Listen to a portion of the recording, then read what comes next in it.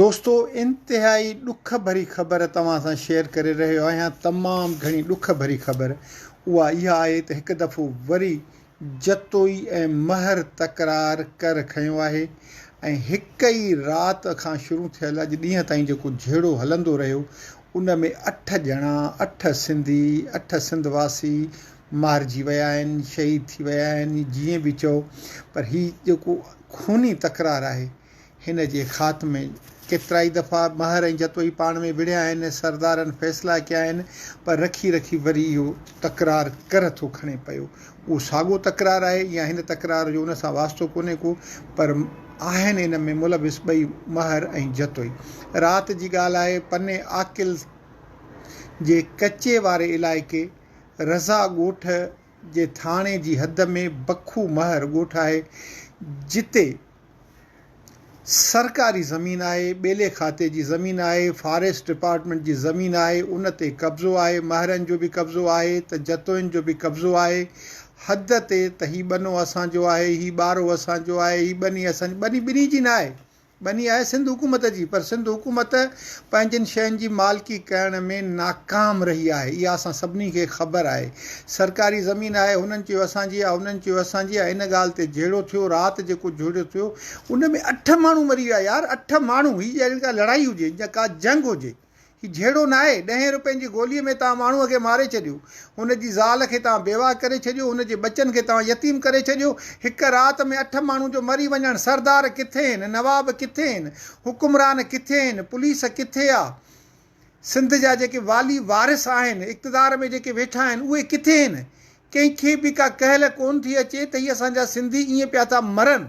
ज़मीन सरकार जी, मरनि हू था, पर सरकार पंहिंजनि शयुनि जी मालिकी करण लाइ तयारु कोन्हे का। हू सरचाव करण में नाकाम थी वञे पई। अदालतूं फ़ैसिलनि ॾियण में एतिरी देरि थियूं कनि जो माण्हू मजबूर थी करे कानून खे हथ में था खणनि। रातो के हमले में जेको रज़ाकोट थाणे जी हद में जेको थियो आहे, ॻोठ बखू महर में, उतां जो SHO रज़ा ॻोठ जो जेको आहे सिकंदर मलकाणी, उन ॿुधायो आहे त 7 जतोई इन में मारिजी विया आहिनि, जिन में वली मोहम्मद जतोई, वॾेरो पठान जतोई, ख़ुश मोहम्मद जतोई, इमामदीन जतोई, नसीम जतोई ऐं 20-22 वरनि जा 2 भाइर आहिनि, अब्दुल फताह जतोई ऐं शवाल जतोई। शवाल खे के वरी शहवाल पिया लिखनि, जीअं असां नाला रखंदा आहियूं शाबान, रमज़ान, मुहर्रम, ईअं शवाल महीने जो नालो आहे। इन अदिड़े जो नालो शवाल जतोई आहे।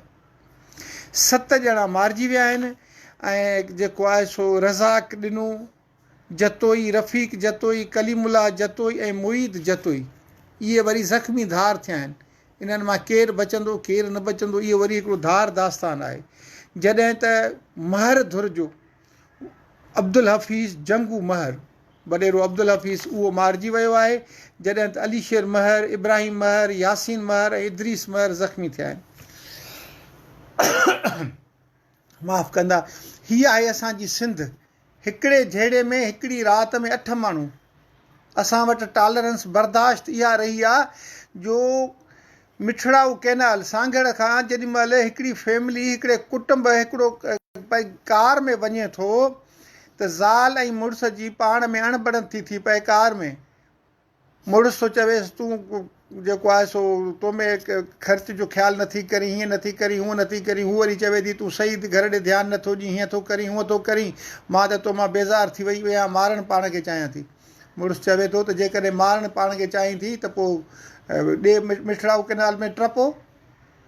ज़ाल चवेसि थी गाॾी रोक। मुड़ुस मज़ाक में, हीअ ॿई खिलंदड़ ख़ुशियुनि वारी फैमिली, ईअं जे खिल भोग में।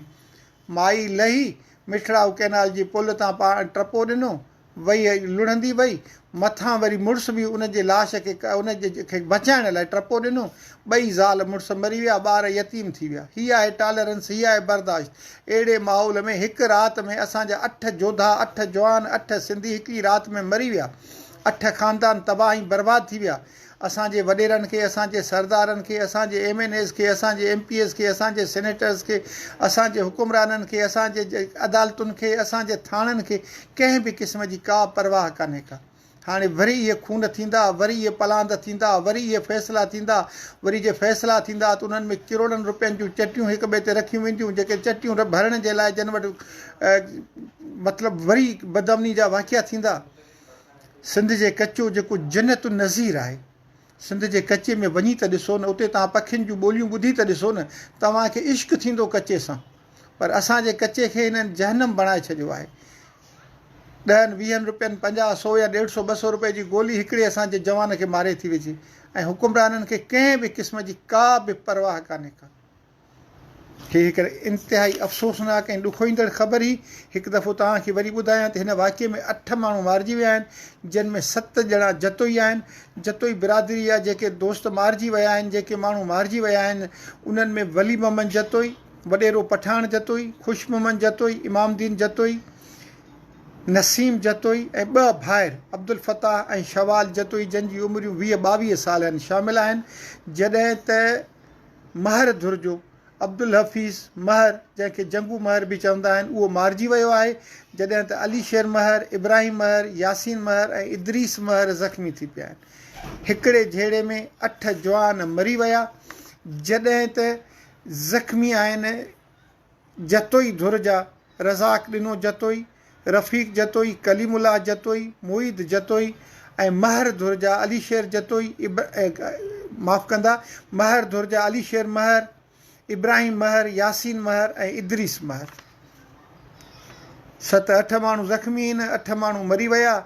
हीअ आहे असांजी सिंध, हीअ आहे अमुन जी धरती सिंध, हीअ आहे सूफ़ियुनि जी धरती सिंध, हीअ आहे प्यार ऐं मोहबत जी धरती सिंध, जंहिंमें अलाए जी धरती सिंध आहे, जंहिंमें ख़बर न आहे कंहिं ज़हर उगाचियो आहे, जंहिंमें रोज़ कुंदर कुसिजी रहिया आहिनि। पंहिंजे भाउ, पंहिंजे दोस्त शेर मोहम्मद ख्वावड़ खे इजाज़त ॾींदा। अला भाई।